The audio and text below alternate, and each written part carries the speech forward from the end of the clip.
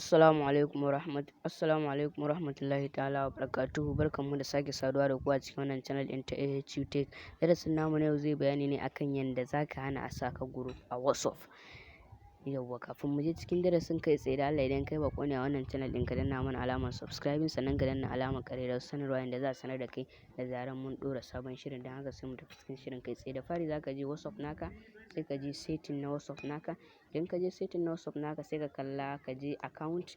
Idan ka je account, sai ka shiga privacy. Idan ka je privacy, sai ka zo ka shiga groups. Idan ka shiga groups, sai ka zo ka danna my contact. Idan ka danna my contact, sai ka danna done. Shikenan ka riga ka shi, yanzu ba wanda zai iya saka a group sai wanda kai sabin na number shi. Shi ma kuma idan baka so ya saka, zaka iya shiga my contact accept, sai ka zaɓa wanda baka so ya saka a cikin group na WhatsApp.